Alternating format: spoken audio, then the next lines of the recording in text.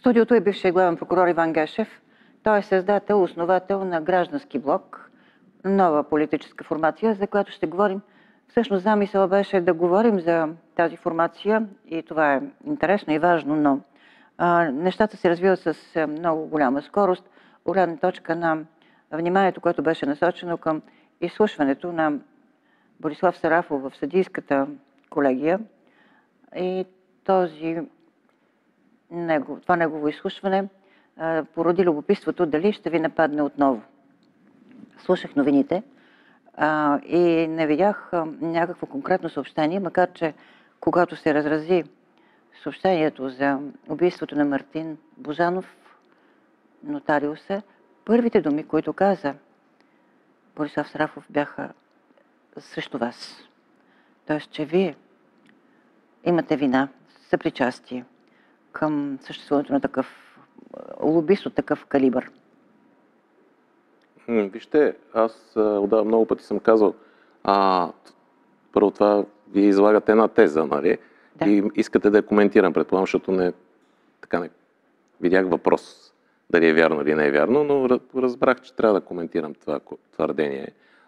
Ще кажа, че докато бях главен прокурор, всички знаят, че един друг лобист, Петю Петров, Еврото, се скри, защото се предприеха действия от прокуратурата, когато аз бях главен прокурор. Както виждате от данните, които се изнасят, делото, което се споменава основно, по което се разследват убитото лице Мартин Божанов, също образувано, докато аз съм главен прокурор. И това са фактите. Иначе, сериозният въпрос е друг. Защо винаги откланяме темата съзнателно от реалните проблеми в страната с някакви медийни балони, защото това лице в крайна сметка е убито, нали така? Той е убит, застрелян. Ние разследваме в момента, проучваме живота на едно убито лице. Приемаме, че той е лош. Окей, той е лош. Какво правим за убийците му? Какво правим по случая с Алексей Петров? Защо по случая с Алексей Петров, с Къро и другите поръчкови убийства, които се развиха последните месеци, нямаше комисии? А за тази има. Ще ви кажа защо. Това е един треторазряден измамник, съжалявам, че така говоря за починало лице, който злоупотребява с имена. Има много по-сериозни хора, които с години са работили в съдебната система, които осъществяват истинска лобистка дейност, а не злоупотреба с имена. И понеже той е безобиден, се създаде тази парламентарна комисия. Това е истината. Отделно ще ви кажа, че тъжното е, че държавата вече не съществува. Казах го и ще го повторя, след като не реагира на опит за атентат с 5 кг тротил по отношение на главен прокурор на страна от Европейския съюз, ще последва това, което последва. Убийства. И те ще продължат. И тук сериозният въпрос е къде е държавата и защитени са българските граждани. Това е сериозният въпрос. Всичко друго е пропаганда. Да, разбира се. Възможно е да използваме всякакви епитети за този треторазряден мошенник, лобист. Твърде дълго пребивавал като лобист и също така заобикалял по всякакъв начин възможността да бъде осъден с всички възможни методи. Но използвах въпрос за изслушването днес в съдийската колегия на изпълняващият функциите, защото вие обещахте да съдите по-скоро министъра на правосъдието и Емануил Йорданов. Предполагам заради неговите думи на Атанас Славов, които говориха, че има явна връзка между Божанов и вас. Заради това ли ще го съдите? Да, заради това. Но няма да съдите Сарафов, например. Защото той изрича неистини. Това са лъжи. Тоест, министър на правосъдието, за съжаление, лъжец и аз смятам да го докажа в едно съдебно производство. По същия начин и Емануил Йорданов. Конкретно за тези думи?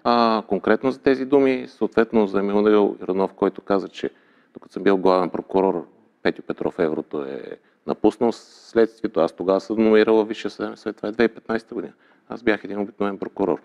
Тези хора трябва да се научат, че първо трябва да мислят и после да говорят. И аз съм сериозно притеснен за когнитивните способности на министър Славов. Отварям скоба, може би това ще е единственият министър в Европейския съюз, който ще го съдат за клевета. Сериозно съм притеснен за когнитивните му способности, защото той каза, че аз съм Господ.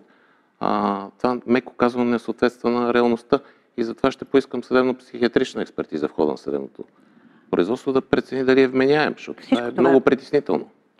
да имаме така министър, Всичко който това е някак говори по този начин. Несериозно изветряла лексика за всевластническото в главния прокурор и мисля, че тръгна от ваши предшественици.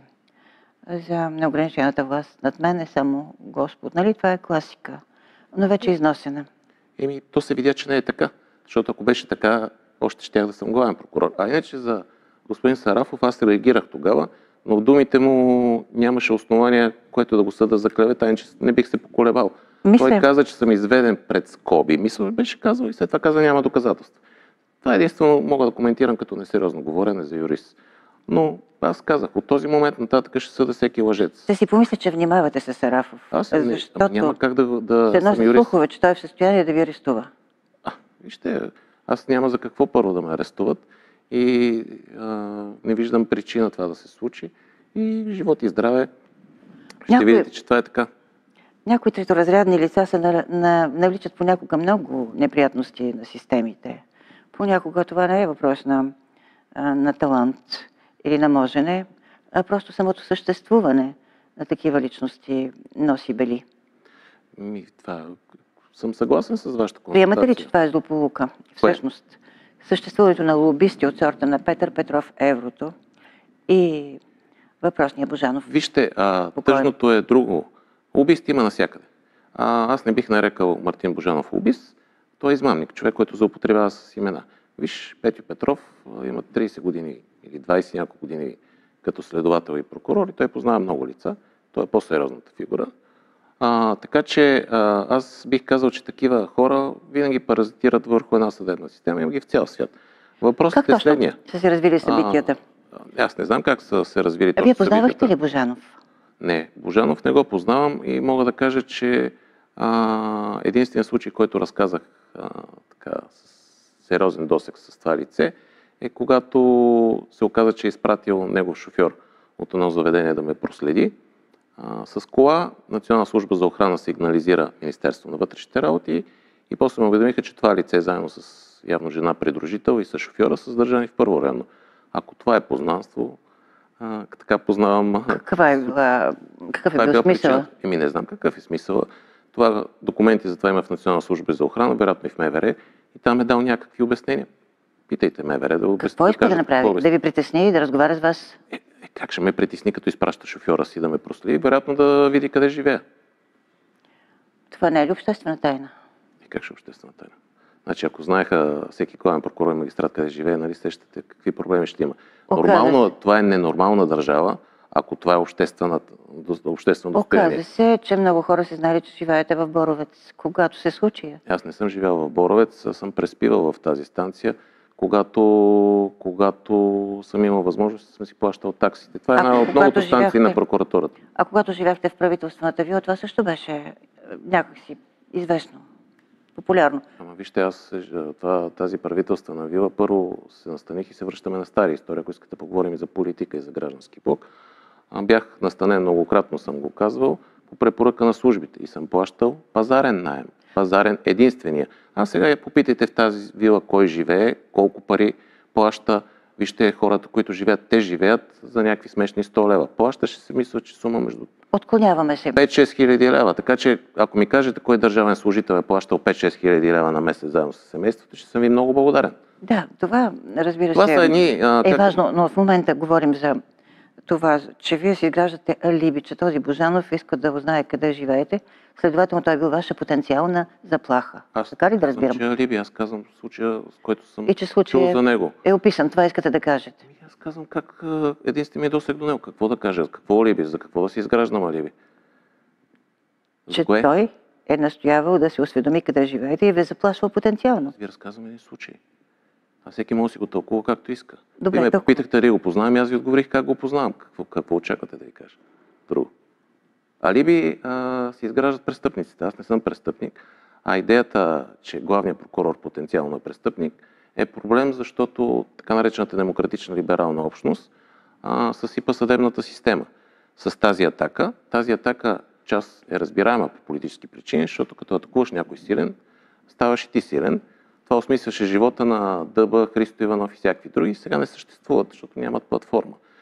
Но това съсипа държавата. И резултата е пълен контрол върху прокуратурата и съдебната власт, разпад. И ако говорим, че тези хора са паразити върху едно тяло, тялото на правоохранителна система, вече и тези паразити ще умрат, защото правоохранителната система цялата е паразит. Тя е овладяна. И ви казах в предварителния разговор, в момента се работи само за кеш, за изкарване на пари и за политически поръчки. А кой получава кеш? Хората, които вършат услуги от правоохранителната система, МВР, съд, прокуратура, всички. В момента няма паразити. Всичко е паразити, защото Вие казвате, това го създаде политическата класа. Че такива парични отношения В момента рекетьорски съществуват в системата в огромен размер. Аз казах, че системата в момента не функционира, освен... Не е ли малко преувеличено? Не е преувеличено. Аз съм бивш главен прокурор. Дали един бивш главен прокурор ще говори преувеличено? Не, просто аз познавам хиляди хора. Не се съмнявам. И не бих ви нарекла престъпник в никакъв случай. Говорим за точност на изразяването.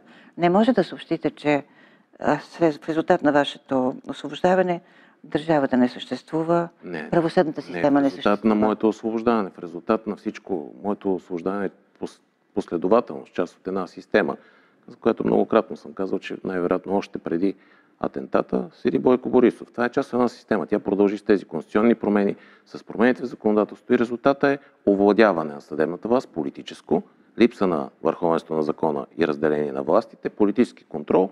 Този политически контрол се налага, когато има интерес да се спаси някой. Дали е Бойко Борисов, дали е някой друг. А отделно са оставени всички да правят каквото искат. Никой или не работи, или работи, когато изкара пари за себе си. Това е действителността. Ще ви дам един пример. Искате ли да ви дам един пример? Нали, говореха как Гешев обикаля селата и колко си губи времето. Имаше по една телефонна измама на месец. Сега са хиляди. Хиляди на година. Това е резултат от тази правосъдна реформа. Ето, това е правосъдната реформа. Битова престъпност, убийства поръчкови, неразследвани престъпления, защото системата не работи. И аз го казвам, не работи, освен когато някой няма интерес. Добре, но да обсъдим тези най-нашумели фигури. Петър Петров, познавахте ли го него? Естествено, че го познавам. Вие работихте там? Аз съм работил на много места. Той е бил прокурор, когато аз съм бил следовател. След това беше началник, заместник началник на следствието. Говоря за 2002 година. След това беше началник на следствието. Аз бях прокурор в Софийска градска. Него го познават всички. Има много знакови дела, по които той е работил. Но неговия профил, когато е разследващ, с стопанските дела. И не съм запознат с работата му. Може би помните някои от нашумелите случаи, с които се занимава? Припомнете ми. Нещо свързано с Движението за права и свободи. Не знам. За коя година говорим? Все пак съм главен прокурор в 2019. А вие? Аз съм главен прокурор в 2019. Не помня за случаи на Движението права и свободи след 2019 година, поне не си спомням. Тогава да си помислим какво той е извършил, за да може да пребивава там в този ресторант 8-те джуджета. Какво трябва за да бъде възнаграден. С какво да е възнаграден? Защото години наред престава вече официалната му функция и започва да извършва тази посредническа роля, да наречем място за срещи. Казва, че са раздавани огромни суми. Ама вижте, вие въвеждате едно твърдение, искате да го коментирам. Какъв е въпрос? Нали вие показахте снимката отново, на която се намира Борислав Тарапов? Публичното пространство. Какъв е въпросът, не мога да разбера. Осъждате ли това? Естествено, че няма смисъл да... Естествено, след като съм показал снимката. А как могат да се изграждат такива фигури, които по 30 години да бъдат посредници на подобна нерегламентирана дейност? Вижте, това вече, да ви кажа, въобще не е тема. Знаете ли защо? Проблемът е, че цялата правоохранителна система вече не съществува. Така наречената либерална общност е много глупава или го направи съзнателно. Това са една от двете причини с така наречената правосъдна реформа. Те убиха правоохранителната и съдебната система с изваждане на едни негативни примери. 1, 2 или 3. Във всяка държава има 1, 2 или 3 негативни примера. Но това не означава, че трябва да съсипеш цялата система, защото има 1, 2 или 3 негативни примера. А те дали го направиха съзнателно и защото са малумни, не мога да ви кажа. Резултатът е на лице. Значи, и този резултат ще го плащат всички български граждани. Но вие можехте да убиете негативния пример преди да се появил в такива огромни раздути размери. Още в началото, когато се появи разследването. Кое разследване? Което се наричаше 8-те джуджета и се появява през 2021 година. И тогава вие можехте да направите така, че да бъдат осъдени лицата замесени в цялата тази история. Особено при тези доказателства. Осъждането се прави от съда. А кои са доказателствата? Мисля, че става дума за дело, за което скоро ще узнаем в Страсбург. Но вие можете да направите това предварително. Кое? Да направите Петър Петров обвиняем. То обвиняем и се скри и избяга. По мое време. Вие не знаете ли? Докъде стигна разследването? Доколкото знам, сега в момента се оправя. Не виждате ли? А не можете ли да използвате цялото време, което имате, за да се занимаете с това, което говори негативно и взривява доверието към правосъдната система? И аз ви казвам, че аз съм единствен, който се занимава. Вие дали ме чухте? Посочих примери. Става дума за търговия с влияние, за подкупи, рекет. Вие го казвате. Какъв е въпрос? Въпросът е защо не унищожихте този пример? Да не бъде така... Вие дали ме чухте какво ви казах? Моля? Дали ме чухте какво ви казах? Че този пример, който ми давате, се скри след като аз, по времето на главен прокурор, Софийска районна прокуратура, предприе действия. Вие дали ме чухте? Как да ви кажа нещо друго? Смятате, че това е с вашия принос в случая? Аз бях главен прокурор. Изчезването на Петър Петров? Някой го предупредил. Тогава изтече информация, че от МВР са го предупредили и избяга. Каква е неговата свързаност с други лица? Вижте, този въпрос, между другото, виждате, че аз не съм главен прокурор. Тук тъжният въпрос е, че вие задавате въпрос на един гражданин, въпроси, които трябва да зададете на главния прокурор, на шефа на ВКС, на министъра на вътрешните работи. И те няма да ви отговорят, защото не си вършат работа, според мен. Тоест, това, което е важно, че няма държава. Няма държава и никой не е в безопасност. Това е важно. Вие питате един бивш главен прокурор от преди една година. И какво се случи с тази година, когато не съм главен прокурор? Какво се случи? Кое се оправи? Преди беше така мантрата, защо освен Божков, не и този, и този, и този. Защо сега никой не пита, има ли въобще някой? Действително, има наблюдатели, които смятат, че след атентата срещу вас, ако го наричаме атентат все още... Според вас какво е? 5 кг тротилов еквивалент може да срути тази сграда? Да, искам да разбера. Дали държите на това? Не знам. Как го наричате вие? Цяла... Действително, както се казва, посегателство. Посегателство с 5 кг тротил. А Сарафово с 2,5, дето взривиха автобус с 3. Добре, посегателство е да ми ударят шамар. А с 5 кг тротил да ви кажа, не пожелавам на никой това посегателство. Но забавно е. Вижте, напротив, не виждам нищо забавно. Не виждам нищо забавно. Ще цитирам, не, забавно е, Илон Мъск е казал, много глупаво е да се вярва в собствената пропаганда. В какво? В пропагандата. Да си правиш сам пропаганда и си вярваш на нея. Не цитирам вас, изобщо говоря. Вижте, за да бъде атентат, нали трябва да бъде доказан, да бъде изобличен извършителя, този, който е замислил? Значи иначе ако ме убият и не разкрият извършителя, значи не е атентат, така? Опит за вашето убийство, да го наречем така. Хубаво, добре. Айде така да го наречем. Исках да развия една посредствена мисъл. Слушай. Че след това се случиха поредица от престъпления, свързани с убийството на знакови личности. Правите ли такава връзка? Аз съм казал многократно, още преди 2 години казах, прокуратурата е единствената стабилна институция. Целта е да бъде смазана и след това ще последват 90-те години. Те последваха. Когато беше посегателство, както ви го наричате, посегателство да ударят шамар, това е посегателство. Опит да ви елиминират. Добре. Как да го нарека? Да ви хареса? Не ми харесва. Не съм щастлив от това, което се случи, но когато това се случи, ако държавата беше показала сила и че съществува, защото това е принципен въпрос, може би тези убийства нямаше да се случат. Когато покажеш, че няма държава, може да се случва всичко. И всеки да си решава по всякакъв начин проблемите. Тези убийства ще продължат. И не е въпросът в знаковите убийства. Проблемът е, че гражданите не са защитени. По селата убиват отново и баби, дядовци, телефонните измами. Сега гледах 400 хиляди един човек. 15, 20. Преди ги нямаше. Защо никой не каза, че имаше борба с престъпността, а сега няма? Аз това не мога да разбера. И цената плащат хората. И затова сме създали граждански блок, защото причината за всичко е функционирането на българските партии. и превръщането им в търговски дружества. Те се превърнаха в търговци, които търгуват с власт и влияние. И за това нашата цел е тези хора да бъдат изметени на бунището на историята. Добре, това е И гражданите да участват във властта, а не да бъдат използвани, да участват активно като участници във властта. Защото причината е политическата ни класа, която е клиентела. И начело на политическите партии седат партийни лидери, те не са лидери, те са собственици на дружествата, които разпределят порциите надолу на едни служители, които се наричат партийци. Това са недемократични субекти и това е една изкривена държава, която не е демокрация.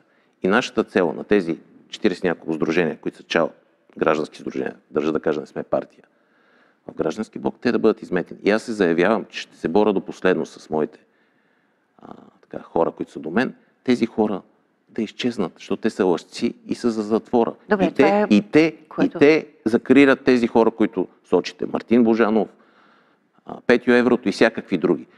А как го представят? През медиите отделен въпрос. Това е прокламация, която трябва да направите. Тя е задължителна. Това е истинска цел. Както се казва, това е задължително. А и Б-то на една нова политическа формация. Между другото, ще говорим за нея, но като говорите за тази ваша роля, че абсолютно сте контролирали престъпността и сте постигнали тези успехи, бихте ли казали как бихте могли да го препоръчате и сега? И благодарение на какво го направихте, че нямаше тези телефонни измами и поръчкови убийства? Как го правихте? Това означава ли, че вие имахте някаква договорка с организираната престъпност? Или че тя беше много сполучливо контролирана от вашият тогава много близък Бойко Борисов? А как решихте, че Бойко Борисов ми е много близък? Нямаше нито на изречение против Борисов, докато работихте. Това е отношение между институции. Да. Аз не съм съдил също никой, въпреки множеството лъжи срещу мен и семейството ми, като бях главен прокурор, защото бях начало на една институция. Аз уважавам институцията и прецених, че това ще даде повод да се атакува институцията. Но аз уважавам държавността и институциите. А как решихте, че ми е приятел? Избликваха записи с Борисов, избликваха снимки, избликваха скандални съобщения. Да, избликваха дела срещу него, а сега избликват, се прекратяват тези дела. Що не питате сега в момента? Тогава вие не взехте никакво отношение. На база на какво правите този извод? Няма нищо в публичното пространство. Как да няма? 1000 пъти обяснявам, че има дела, имаше дела и че ме отстраниха заради Барселона Гейт. Пак ли да го повтарям това нещо? Това е постфактум. А сега е прекратено. Това е постфактум. Постфактум след кое? След като внесохте вашия доклад в Народното събрание от N броя страници. Естествено. Но това че беше, трябва да има доказателства да се внесат. Това беше при условие, че вече сте в процедура по освобождаване. Бяхте предупреден за това. Вижте, аз цялата поредност да разкажа ли отново? И казах, че това почна с искане за прекратяване на Барселона Гейт, че това правителство трябва да се нарича Барселона, защото след като отказах ми предложиха пост за посланник, след това последва взрива, след това Мария Габриел, която е кукла на конци, след това отстраняването ми по поръчка от Висшия съдебен съвет и след това прекратяването на Барселона Гейт. Затова казвам, че Борисов седи в началото, след като разбра, че ще бъде арестуван. Аз много ясно ви го казвам. Как да го обясна по-ясно? Напротив, както виждате, помня това обстоятелство. Кое е постфактум, не можах да ви разбера от цялата тази поредица. Кое е постфактум? Сте усетили, че ще бъдете пожертван в името на политическото споразумение, за да се сглоби това управление и затова го направихте.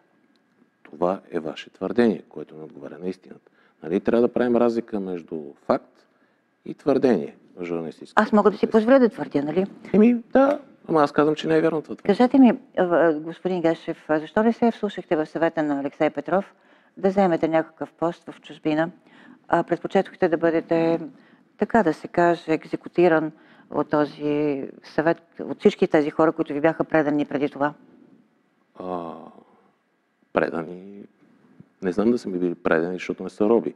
Предани са робите и прислужниците. На всички изслушвания, когато имаше опити за да бъдат обсъдени сигналите срещу вас, те ви защищаваха. Какво означава това? Каква връзка правите? Добре, но както и да е. Въпросът е, защо не послушате Алексей Петров да вземете пост? Защото не съм мишка и нямам задна и съм мъж. Заради това. Защото на всеки, който му предложат да си стане едно прокурорче, да отиде посланник или да отиде прокурорче във ВАП, ще се съгласи. Аз не съм мишок. Аз съм постигнал всичко в живота си и затова нямам задна. И точно поради това не е декларация, която ви казах, аз ще го направя и ще се боря до последно да го направя с хората, които са до мен. Защото България е на ръба на оцеляването, ако щете, вярвайте, пред трета национална катастрофа. И аз поделям така мотото на Стамболов: ще се фана на опашката на дявола, ако трябва, но ще изтегла България. Ето. Аз ви казвам, аз съм доказал, че не ме е страх и върва до последно. Кой го е доказал друг? Да, тепърва предстои. Кое тепърва? Да го докажете. Защото вие сте в началото. Така ли? А взрива и отстраняването ми не е доказателство, така ли? Нали не се живеете като много мащабна жертва? Аз не съм жертва, защото не съм умрял. За щастие. Слава Богу. Би трябвало да се благодари на съдбата. Да.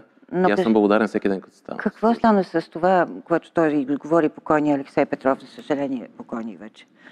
Той имаше ли към вас обещание, че може да уреди, така да се каже, едно посланническо място, само и само да се оттеглите, или просто го изговори? Това няма как да има такава възможност и да знам дали има такава възможност, защото аз този човек не съм го познал, не съм го виждал никога в живота. Не сте ли влизали в някаква комуникация с него? Никога в живота си. И отделно за това смятам, че Бойко Борисов и за цялата поредност, включително и за взрива срещу мен, защото те бяха изключително близки последните 1-2 години.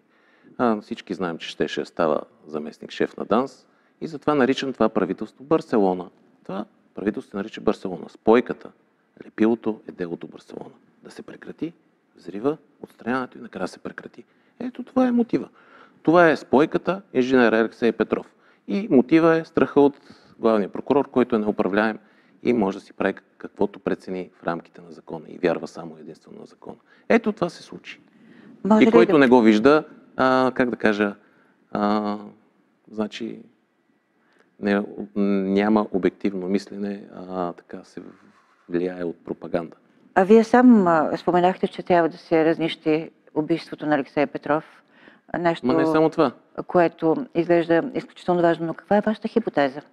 Моята хипотеза е, че го отстраниха, защото той стана много силен и, както казах, беше инженер на това правителство. Това е моята хипотеза. А моята хипотеза е, че в момента няма държава. Това не е хипотеза, това е констатация. И убийствата ще продължат. И аз съм го казал, върнете се преди 2 години. Може да разсъждаваме върху това какво означава силен, прекалено силен. Много неща могат да означава. Като че ли има мярка в тези неща. Изглежда, че може да посредничи и да употребява своите връзки до безкрай, но до определено ниво. А по-късно вече прекалява. Какъв смисъл? Много силен. Какъв смисъл той е станал много силен? Много хора станаха зависими, защото той създаде правителство. Той свърза, и това е публична информация от публични източници, бащата на Кирил Петков, с който са близки с Бойко Борисов и въобще беше инженер на цялата сглобка. Всички го знаят в София. Който отидете по улицата, го питате да го знае. И какво извършителите, какво печелят от неговото елиминиране? Че стават независими. Тези, които са били от него зависими. Да. Защото знае и е сглобил всичко и трябва да му връщат услуги за това, че е сглобил това правителство. Има някакви митични очаквания, че той би могъл да е оставил архив с компрометиращи сведения. Вярвате ли в тези неща? Слизаме толкова надолу в ситуация. Не смятам да осъждам компромат. И думата компромат в България се изчерпва. По значение. Всеки пуска някакви неща. Тук не говорим за важните неща. Не всеки. Не говорим за политика. Вие бихте могли да бъдете мащабен изобличител, ако, да кажем, решите да разкажете какво се е случвало, когато ви въведоха в историята с умишления фалит на КТБ. Когато приключихте работата си по това дело, казахте, че това е все едно с дизелов двигател да стигнеш до Луната. Тоест, признахте, че сте безпомощен да има предвидим завършек на това разследване. Аз не възприемам така думите си. Това мое определение да нагледа това, че каква трудно се сблъскахме и какъв резултат постигнахме. Аз не разбирам така. Тогава бяхте много гневен.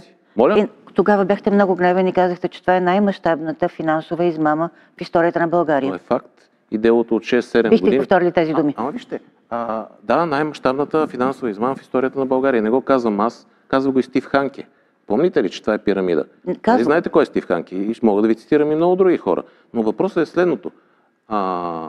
Не мога да повярвам как истината в България се представя за лъжа. Ти обясняваш, но истината не е интересна, интересни са лъжата. И сега в момента тиражираме някакви неща, които даже не мога да ги осъзная. Защо не съм осигурил предвидим край? Ама предвидим е край на един прокурор, знаете ли какво е? Внасяне в съд. А съда осъжда. От 6 години делото е в съд.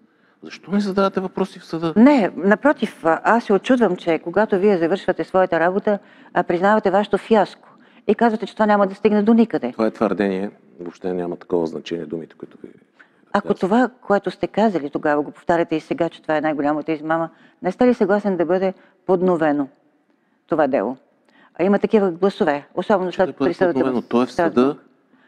Той е в съда. Да се работи по нов начин. Някой Кой нови начин? че вие... спазване на закона.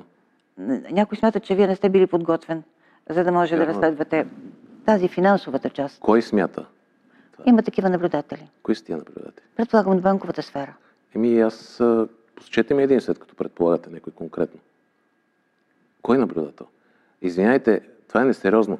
Върнете се, прегледайте брифингите ми, вижте, че PricewaterhouseCoopers е направил оценка на активите. Знаете, предполагам, коя е тази аудиторска компания в голямите 4 на активите на тази банка. PricewaterhouseCoopers, дано не бъркам, но една от голямата 4. След това има аудиторска компания, една от между 10 и 20, която е направила оценка. Аз не съм длъжен да бъда финансов експерт, затова има експертиза. Нима се работи по това дело все още? Вие чухте ли ми, че от 6 години в съда? Почваме си говорим несериозно. Мислите ли, че се работи сериозно? Той е в съда. Питайте съда. Нали съда е безгрешен, той не може да сгреши. Колко пъти е спестено името на Делян Пеевски в тези инициали ДП? Не е специално на никой името по никакъв начин. А инициалите ДП? Според вас какво означават инициалите ДП? Някакъв опит да се укрие истинското име. Значи ДП, ИГ и ЛМ какво означават? Нали, ЛМ може да означава много неща. Нали? Не означава Делян Пеевски. Задължително ли ДП да означава Делян Пеевски? А защо хората, които четат делото, смятат, че става дума за Делян Пеевски? А кои са хората, които четат делото? Журналисти, разследващи. Журналистите, като гледам, ще ви кажа една история. Рейган е казал, излезнал, той разказа вица за себе си. Това е в Америка, но сега още по-трагична ситуацията. Излезнал, разходил се върху водата, протегнал се и журналистите на другия ден казали, президентът на Съединените американски щати не може да плува. Извинявайте, трябва да правим разлика между твърдение и факт. Това е основната журналистика. Виждам, че панически се боите от името Делян Пеевски. Не се боя. Делян Пеевски. От какво се боя от това? Защото вие завършихте вашата работа, като обвинихте мажоритарния собственик Цветан Василев. Само той ли ви е най-големия враг в момента? Аз нямам врагове. Аз съм бил юрист и съм още юрист и моята работа е да спазвам закона. Какво значи враг? Какво значи враг? Човек, който на всяка крачка дава интервюта против вас, например. Аз съм от 1 година не съм главен прокурор. Защо се занимава с мене? Това означава, че съм си свършил работата. Вижте, когато всички са срещу тебе, всички, цялата политическа класа, политически държава, Радев и това означава само на това основание, че съм прав. След като всички са против тебе.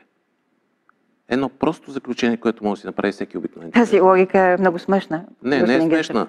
Не е смешна, защото знаем каква държава живеем. Цветан Василев не ми е враг.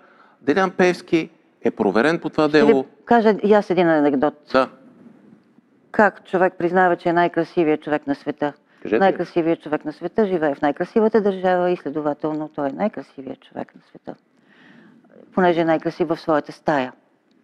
Има такава една известна анекдотична история. А вие съдите за всичко по вашата биография до този момент и на вашето огорчение отдавате такова значение, за да закриете. Има щастие. Аз съм много щастлив, че не съм в прокуратурата и главен прокурор, защото щеше да ме срам да работя в тази съдебна система в момента. Командвана от политиците, падни стани, политици ще избират според срамните изменения в Конституцията главен прокурор, щеше да ме е срам да съм част от правоохранителната система, която е разпадната и не работи за хората. Да, и аз съм много щастлив, защо ми ще огорчение? По-различно с вашите предшественици? Какво се случи с тях? Те нямаха толкова шумна кариера, докато бяха на местата си, с изключение, разбира се, на Филчев. Да, Филчев беше много шумно обсъждан. Но кажете, били ли са те в по-друго положение от вас? Не са ли били в същия този политически кръг от зависимости и от непрестанни, как да кажа, конфликти? Аз мога да говоря за себе си. И говоря за себе си. Не виждам защо да говоря за предишните главни прокурори. Нито за сегашния. За да не бъдете блестящо изключение. Моля? За да не бъдете блестящо изключение, за да може да Искате видите... да не бъде изключение. То е видимо това изключение. Аз мога пак да ви изреда, че никой от най-богатите хора не са му повдигнати обвинения, както бяха десетки. Айде не са десетки, ама 7-8. Имате ли такъв случай преди? 3 милиарда запорирани, 3 милиарда лева от компи, които сега ще им бъдат върнати. Има ли такъв случай преди? Телефонните измами, битовата престъпност. Може да не е много, но нещо сме се опитали да направим. Айде, направете сравнение. 3 милиарда са за олигархичните фигури, за които говорите. По работа на прокуратура, след уведомления са запорирани от компи. Сега питайте се половин година и ще видите, че всичките ще са освободени. Бойко Рашков постави въпроса защо Сотир Цацаров не е питан за имотите на Любена и Петър Петрови, за които именно жената съобщава в медиите, които са в Гърция и се обслужват, така да се каже, дистанционно. Подкрепяте ли този въпрос, че трябва да бъде разчоплен? Аз имам принципно отношение към господин Рашков. Не го коментирам и ще го коментирам, като каже нещо вярно. Това е принципно отношение, още като бях главен прокурор. И не смятам си го променим. А това всичко, което ми задавате въпроси, е работа на прокуратурата, на МВР, на държавата. И самия факт, че водиме този разговор, означава, че съм прав, че държава не съществува и не си върши работата. И че тези хора, които управляват държавата, трябва да бъдат изметени, защото никой не може да се пребори с престъпността и корупцията, когато са държавна политика. А те са държавна политика и репродуцират боклуци. Ето, сега, вече спокойно може да използвате тази дума. Да. Кой се разпозна според вас в политически боклук думата? Не е ли парадоксално, че ви искате да станете народен представител, предполагам? Кой ви каза, че искам да стана народен представител? А какво ще правите с тази партия? Ще се борим да оправим България, да я спасиме. Да я спасиме, защото тя е пред колапс. И който не го вижда, значи, че е част от крадливата върхушка, защото има интерес. Това ще правим. Ще се борим. Аз съм постигнал всичко в живота си, госпожо Маринкова. Аз съм на най-висшата длъжност в моята система. Мен не ми трябва власт. За какво ми е властта? Мен ми трябва и имам цел една единствена. България. Ето тази цел имам. Никоя друга няма. Може да звучи идеалистично. Аз съм част от друго време. И не мога да търпя това, което се случва, защото тези хора ги познавам. Напротив. Това са едни боклуци, които крадат и предават националния интерес. Днеска е бежанци, утре ще ни ротират с сирийци, после ще ни вкарат някакви майка, която е родила детето. Лицето, което е родила детето, е майка. И аз съм против тези неща. Аз искам нормалност. Избора е между нормално и ненормално. Разберете, нас ни вкараха в една заучена безпомощност. Много пъти обяснявах какво е. Българските граждани, за да могат да се репродуцират негодници. Тези негодници, колкото по-за нищо не стават, управляват. И партийните лидери разпределят властта. Тези хора трябва да бъдат изметени. Аз искам да ставам народен представител. Не искам, не ме интересува. Кога ще се явите на избори? Да се спаси държавата. Ще се явите ли на избори с тази формация? Ще се явим на избори твърдо и ще изметем боклука. Сигурен съм. Кога? С хората, които повярват, че трябва да си решат проблема. Когато преценим и когато българските граждани осъзнаят, че това трябва да се случи, защото ние трябва да бъдем подкрепени. У вас живее един нов човек, който е политически декламатор. И може не е декламатор. И може би от това ще стане нещо. Аз съм идеалист. Кога ще се явите на избори за пръв път? Кога? Когато озреете? За какво да озрея? А през юни? В момента обикалям цялата страна. Между другото, благодаря за интереса, който проявяват хората и ще преценя и преценяваме дали хората ги интересуват въобще юнските избори. Не знаете какво са тези юнски избори, принципно. Те са предвид мачкането на гражданската активност, те ще се купат в голямата си част, може би на 70-80%. Аз имам една цел. Хората да повярват, че могат да променят участта си, да участват, а не да гласуват и да бъдат използвани за добро. Искам да ви кажа каква представа съществува за вас. Представа съществува за много хора. Една надежда, че вие, който се представихте и сега в този случай за една грамадна, жестока грешка по отстраняването ви, заради отстраняването ви. Не е грешка. За тях е нещо хубаво за тези, които ме отстраниха. Зависи от гледната точка. Грешка, бих държала тази дума, извършена несправедливост и че вие сте основен противник на омразните Борисов и Пеевски, нали казахте, да. И не само Пеевски, Христо Иванов, съществува... Асен Василев. Те не ги броя съществува идеята, че вие държите арсенал от избухливи вещества, които може да приложите във вашата... Какви? Барут или динамит? Не, Между неща, другото, които изобличават. който с 5 кг тротилов еквивалент се казва нитропент, който го няма в България. Така почна да си говорим за взривни вещества. Няма го в България, българските граждани, българската съдебна система не може да го намери и така. Мислите ли, че ще бъде разплетено това престъпление? Вие мислите ли, че при положение, че 3 часа не могат да го намерят и за за Алексей Петров блокираха цяла София, за главния прокурор нищо? И това дали е така случайно? А чувствате ли си сега застрашен, господин Аз Гешев? съм щастлив. Изключително щастлив, защото съм свободен и мога да говоря и да правя каквото искам и нямам ограниченията в една прокуратура и съдебна власт, където трябва да спазваш определено институционално поведение. И отделно не бих желал да съм част от тази съдебна система, която е овладяна, послушна и е като кучето на Павлов. Мислите ли, че Борислав Сарафов ще се подаде на гласовете, които го поощряват, да ви превърне в изкупителната жертва заради мрачния скандал с съществуването на лобисти, които търгуват в правосъдието? Нищо не мисля. Питайте го него. Откъде знам какво мисли Сарафов. Но няма основание за всичко това, което се говори. Тук скандал, мисля, че ви обясних и за двамата, че са разследвани, докато съм бил главен прокурор. Какво очаквате да ви кажа повече? Не знам. Имате ли средства, с които ще се защитите? От какво се защитавам? Аз спазвам закона и цял живот съм го спазвал. Средството се нарича закон. И тогава да чуем И отделно, че ще съда лицето Славов и лицето бивш вътрешен министър Юнов просто при всяка лъжа, която изричат и така. И се виждаме в съда. Защото са лъжци, според мен. Нека отново да кажем, дали виждате в това сериозна драма? В кое? Убийството на този човек Мартин Божанов. Всяко убийство е драма, госпожо Маринко. Как да не е драма? Всяко убийство. Драмата е това, че няма държава, трети път го казвам. И че тези убийства ще продължат и че това се случва, защото държавата не функционира, функционира правосъдната система по следния начин и правоохранителната, защото включвам и МВР, да се решат поръчково дела на политици и да се осребряват пари. И държавата е разпадната, МВР нищо не прави, ДАНС също и всичките служби и хората не са в безопасност. И убийствата ще продължат. Ето това е драмата. Това е продължило десетилетия наред. Вижте, пак се опираме до това. Окей, Божанов, Алексей Петров. Защо не правим комисия за Алексей Петров? Той е много по-сериозна фигура, защото е опасно. Ето аз ще ви кажа.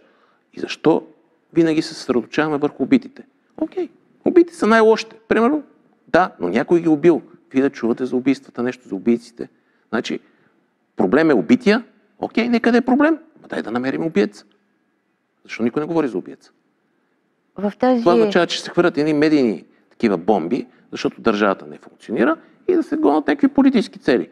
Некъв списък му били пратили на Атанас Атанасов по мейла. И какво? Написали си 5 имена и вероятно не е той, но някой друг и си слага някакви имена и ги праща по мейла. Това сериозно ли? Очаквам да кажете, че не сте посещавали СС клуба. Не съм го посещавал. Не, очаквайте. Това, естествено да го очаквате. Това са между малките съобщения, които изтръгваме. Вие как ме виждате мене да посещавам някакви места с някакви туроразрадни измамници? Това не е сериозно. Искам да посочите причината, която поражда тази незаконна дейност. Къде е корена за тази незаконна дейност? Вижте... В собствеността трябва да търсим основната причина за сблъсъците, за кървавия български преход. Вероятно трябва да го кажем. И да, в собствеността и в това, че почна с трансформация на политическата власт в икономическа. Това, което наричахме върхушка тогава, трансформира политическата власт в икономическа и по същество открадна това, което масово са направили хората преди 1989 година за едни смешни пари и ниски заплати. И съответно нямаше лустрация. Говорим за лустрация в най-висшата част, не на всички. Защото всеки втори беше или БЗНС, БКП или в ОФЕ. Това беше нормално. Всеки втори българин. Говоря за тези 1000-2000-3000 хиляди човека, които трансформираха политическата власт в икономическа и съответно се случи това, което се случи. Но въпросът е и това, че ние разпаднахме държавата си. Аз го виждам как се случва последните 4 години. Знаете ли как се случи? Случи се заради сухото, заради мокрото, изгорихме и сухото. за един-два случая като този, каквито има във всяка държава, ние приключихме цялата съдебна система, цялата специализиран съд и прокуратура, защото вие помните ли, че милиардери и милионери с месеци бяха в ареста? Помните ли, че всеки ден, през ден имаше организирани престъпни групи, които са в арест? Ще ви припомня пак за телефонните измами. Имаше борба с организираната престъпност. Сега в момента нищо не се случва. Това беше под егидата на съдебната реформа. Ето, реформирахме се. Окей, реформирахме се. Няма специализиран съд. Няма специализирана прокуратура. И какво се случи? Резултатите къде са? Минаха 2 години. Айде да чуем една група, сериозна. А мога да ви скарам от интернет десетки, всеки месец. Какво се случи? Под знамето на съдебна реформа или някакви идиоти съсипаха цялата правосъдна система, или под това знаме съзнателно прикриха това, че искат да не функционира съд, прокуратура и МВР. Казвате как се е случило. Случило се, както в цял свят се случва резултата. Взаимодействие между изпълнителна власт, МВР, съдебна власт, КПКОНПИ, ДАНС, които работят като екип. А в момента те са разпарчетосани, уволнени и воюват едни с други. И държава няма. Ето така се случва. Да чуем малко повече за вашата платформа. От гледна точка на разположението в политическата ос или пък на взаимодействието с външни партии, примера на някакви консервативни образования, другаде, обикновено се смята, че сега има ниша за такава консервативна, патриотична формация, защото всекидневно се обвинява мнозинството в липса на национално чувство или зависимост от посолства. А вие как бихте ориентирали вашата формация, ако смятате, че тя може да бъде успешна? Аз не се занимавам с неуспешни неща. Винаги успявам. Държа да отбележа. Вашето чувство за скромност... Благодаря ви. Пошегувах се, но... Това, което ще кажа е, че това не е политическа партия, първо. Аз е гражданско сдружение, сбор от граждански сдружения. Ние сме хоризонтална организация, от нов тип политическа организация, която не е лидерска, а взимаме решения всички. Тоест, това е организация от нов тип. Ясно е, че за да се участва на избори трябва да има партия, защото има забрана в Конституцията и политическите партии няма да изпуснат монопола върху кражба. Или пък може да се регистрирате чрез друга, за да участвате в избори. Вижте, когато дойде момента, ние ще спазиме закона. А кога ще дойде момент? Когато говорим за консервативно, дясно, ляво, тези значения са изчерпани. Ние имаме едно разделение. Нормално и ненормално. България и тези, които мразят България. Това е разделението. Българските традиции и тези, които искат да ни превърнат в не знам какво. Мислите ли, че такъв един проект... Лицето, което е родило детето. Такъв един проект би се състезавал с този, за който си говори около президента Радев, който беше симптоматично назован 3 март. Не знам той дали скоро ще се случи, но се говори, че без алтернатива лично от президента беше така препоръчен. А вие конкурирате ли се в тази ниша? И какво мислите за подобен замисъл? Не конкурирам с никой, защото смятам, че всички политически партии функционират неправилно и са се превърнали в търговци.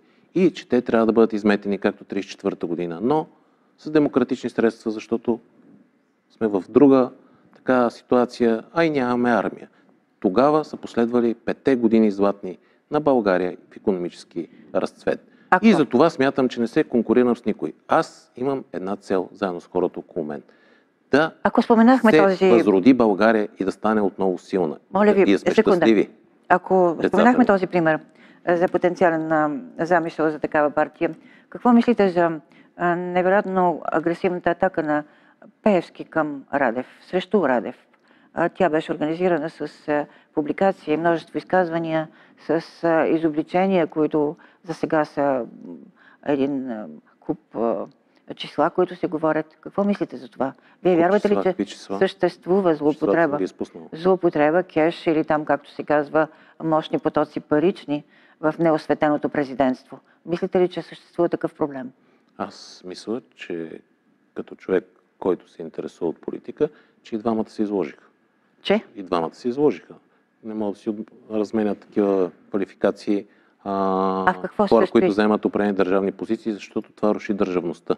Ето това се случва последните 4-5 години. Атаката срещу главния прокурор, разпад на правоохранителната система. Сега разпадаме, Но довършваме защо държавата. поставяте под един знаменател атакуващия и атакувания? Защото атакувания слезе на същото, по същия начин отговори както на атаката.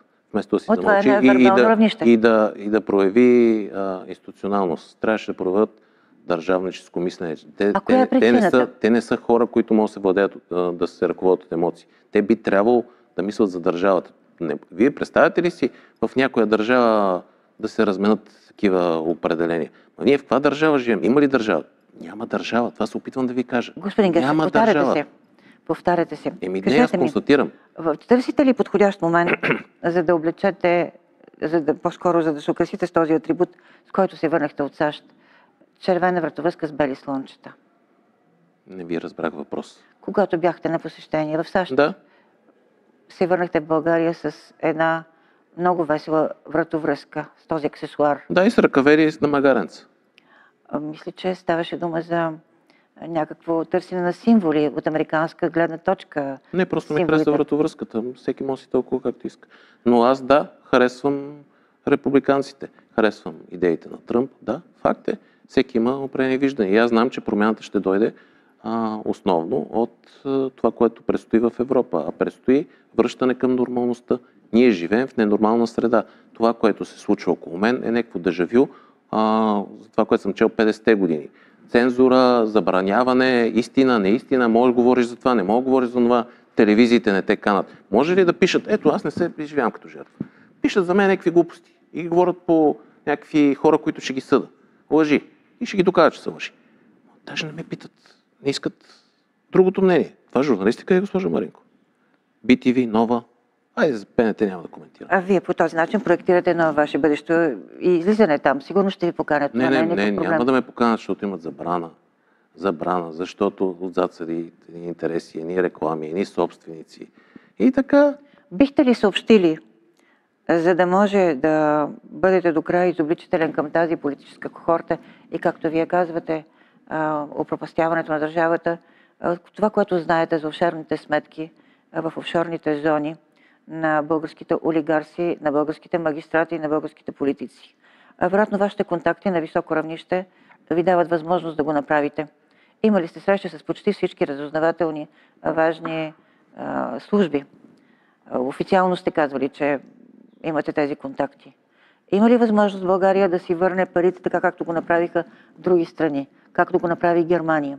И за каква сума говорим от изнесените пари? Вижте, България... Може ли да назовете? България и българските граждани, докато не си върнат държавата, нямат възможност нищо да направят, защото когато няма държава... Не говорим за гражданите, говорим за вас, като един бивш обвинител. Бихте ли обвинили кохортата, която е престъпна, както вие се изразявате, без никакви кавички, в това, че е изнесла тези пари в офшорните зони? Сегашната кохорта? И бившата, и настоящата. Но този процес тече накраден от 90-те години. Знаете ли какво ми каза Как Германия можа да си върне парите? Има силна държава. А ние сме или слаба държава, или съществува. Помогнете на държавата си. Да, помагам, като обяснявам на хората, че трябва от частта на давещи, съдбата на давещи в ръцете на самите давещи. За колко милиарда трябва говорим? Да участват. Това е ясно. Приватизацията беше 2 милиарда и не знам колко 100 или 200 бяха активите. То е ясно, че са милиарди са откраднати, но не само откраднати. Зависи ли от подкрепата на западните партньори, които управляват тези офшорни зони? Бихте ли извършили такова действие? Естествено, че бих извършил, но за да извърша такова действие, трябва да съм в позиция да мога да извърша. Говориме за бъдеще в случай, че успеем да изметем тези политически бокуци, но държа да ви кажа нещо друго. Тук не е само откраднати пари. Не, нарезаните предприятия, откраднати обществени поръчки. Тук има нещо друго. Бизнес средата, система какви мога пари? Да ви кажа бизнес средата.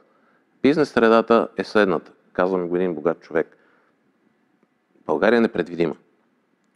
Аз си обичам страната, но си изнасям всичките пари от моя бизнес, защото ще дойдат и ще кажат, този бизнес вече не е твой, дай ни го.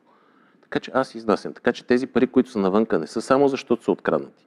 Говориме за това, че множество бизнеси се изнасят български от България, защото в момента ние не сме демократична държава, управлява се от триумвират или от 5, 6, 7 човека държавата, които взимат решенията, когато се разберат, когато не се разберат, се карат. А разплитането на тези досиета на 30 и няколко магистрати, които имат имоти в чужбина, които не са регламентирали, които не са както се казва, регистрирали, които не са данъчно отчели. Вие откъде знаете, че те не са си данъчно отчели? По сведения на господин Бойко Рашков. Господин Бойко Рашков, пак ви казах, когато каже нещо вярно, тогава ще го коментирам. Това не е вярно просто. Вие сте разследвали този списък, който съществува? Не, аз прокуратурата, да. Да, прокуратурата във ваше лице. Да. И какво? Казвам ви, че това, което говори Рашков, не е вярно. Тоест, попитайте Сарафов в момента и ще поиска. Ма то няма имоти, бе, госпожо Маринко. Това са някакви глупости от медиите. Една дама е била представител в Евроджъст и информацията за нея беше, да не цитирам, че е имала сметка в Хага. Ще има, тя работи в Хага. Такава беше информацията. Един човек има къща в Гърция, да, декларирал си я като магистрат и си е декларирал преди 10 години. Това са някакви клюки, които нямаха никаква правна стойност, проверени са по реда на НПК. 30 и няколко случая. И може да бяха и повече. Ако имаше нещо, господин Рашков щеше да го изкара, поради простата причина, че беше вътрешен министър и беше в много добри отношения с НАП. Там имаше справки от НАП. НАП бяха извършили ревизии на всичките тези лица и данъчни проверки. Така че ако имаше нещо, нямаше си прави вятър на устата, а щеше да го изкара. Това пак си съсипваме държавата. Може ли да бъдат подложени на осветяване въобще цялата кохорта от прокурори, за да се докаже, че те не са се причастни към подкупите, които са раздавани и нямат доходи, които са необясними? Аз не мога да разбера. Може ли да приложите такова изискване? И това да бъде направено, да бъдат осветено материалното положение на прокурорите, които са били в контакти с лобистите, Петров или пък Божанов. Имат задължение да се декларира имотното състояние, то го има в инспектората на ВСС. То е публично, всеки може да отвори който. Може ли това да бъде задача на новата комисия, в която вие може би нямате някакво доверие? Коя нова комисия? На името на убития така наречен нотариус. Вижте, ако тази комисия беше сериозна, щеха да сформира така за Алексей Петров, който е доста по-сериозен. Това е направено в момента само си хвърлят политически димки. Какво ще осветят? Ама, вие осъзнавате ли в каква държава живеем? Вместо МВР и следствието да разследва, го прави Народното събрание. Дайте тогава МВР да приема законите, а следователите да правят укази вместо президента. Но това е сбъркана история. Ние държава ли сме въобще? Пак ще ви питам. Вие държава ли сме според вас? Ние сме някаква територия. И това е проблема, че българските граждани, за да живеят тук и да останат българи, трябва да махнат тези хора.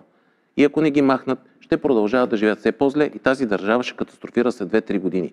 С това крадене и с тези заеми. Какви са шансовете на гражданско движение, което да се бори това управление? Има ли въобще някаква надежда, защото обикновено се говори, и това беше доказано, че липсва достатъчно критична маса, която може да сваля правителствата, които са непопулярни?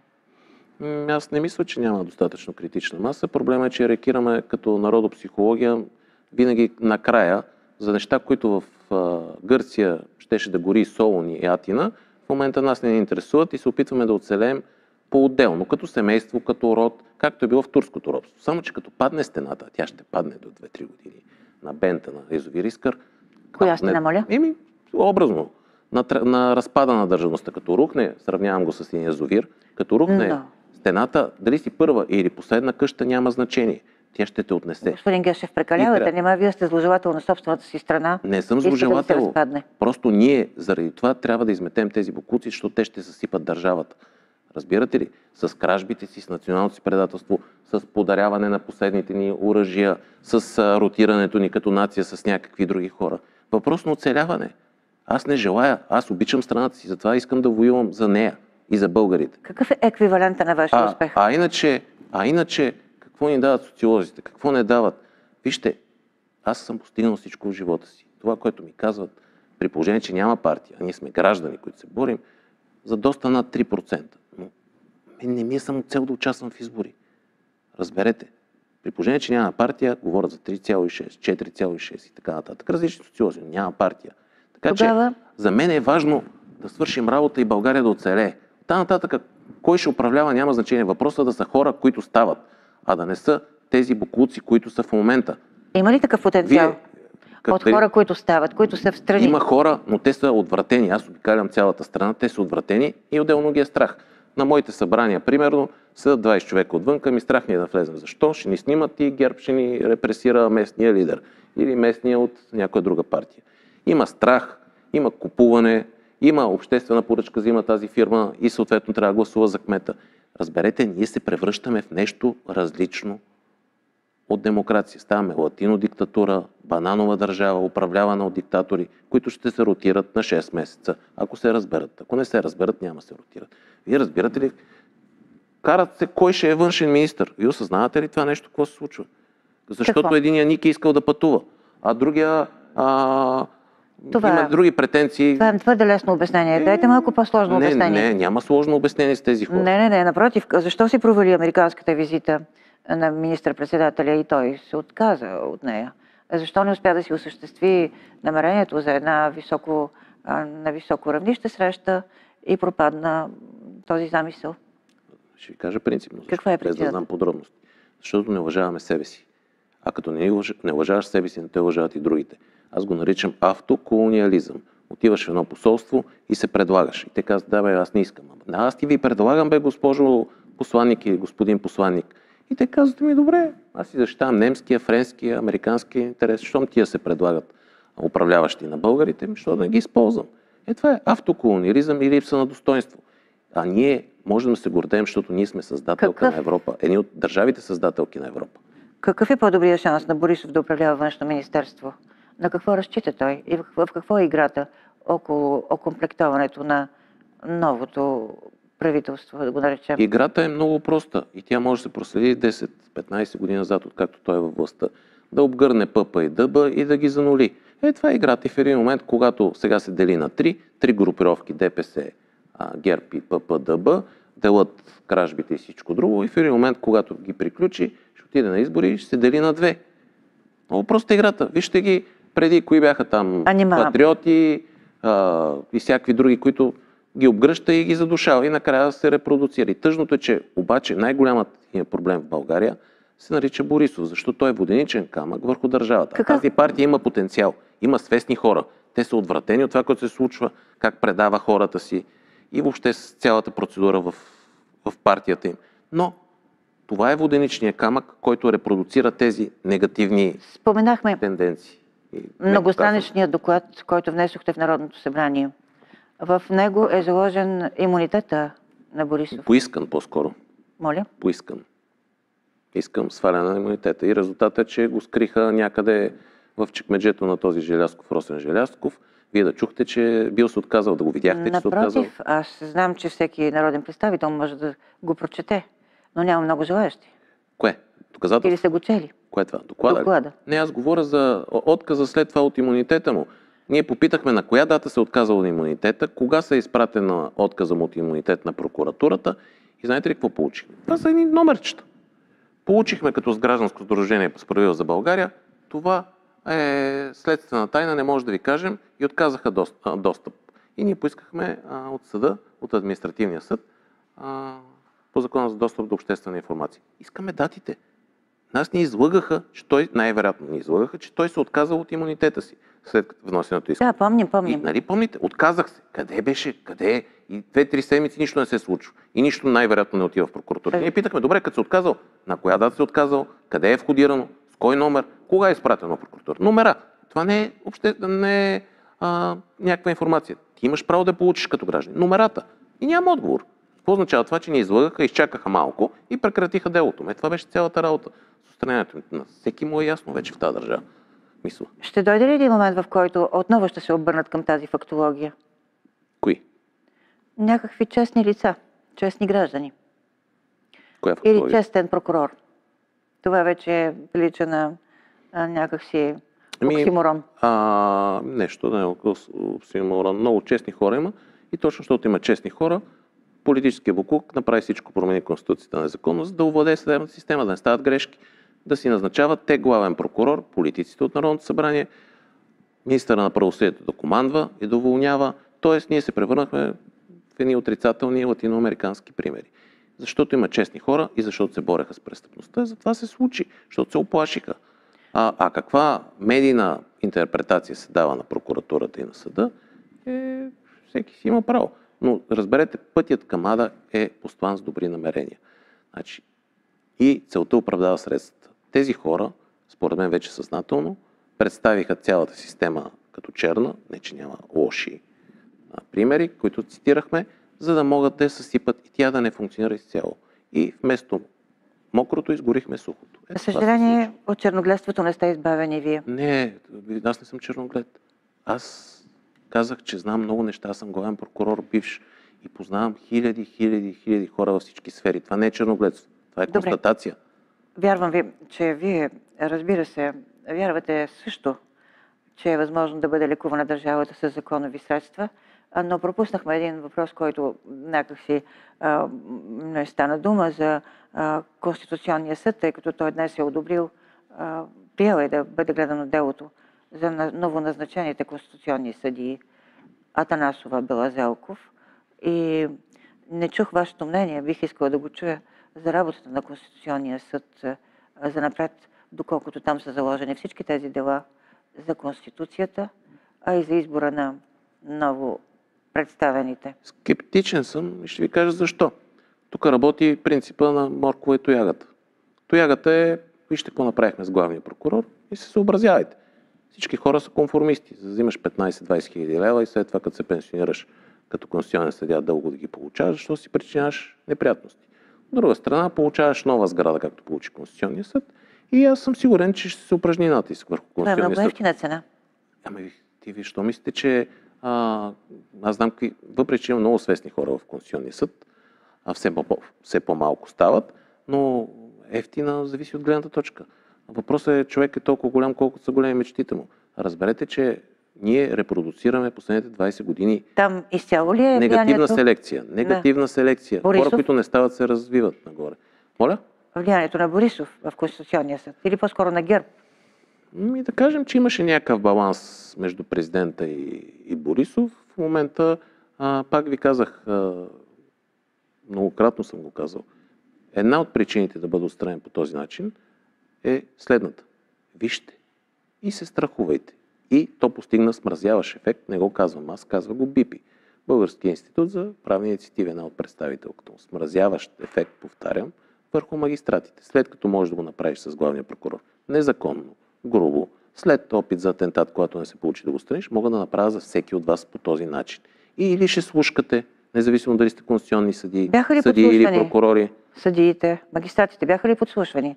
И днес на изслушването в съдийската колегия се говорило за броя случаи, когато има регламентирано подслушване на магистрати. Подслушването става с разрешение на съд. Когато има основание, съда е преценил. Какво да няма спомен? Логично е, че винаги има подслушване на магистрати.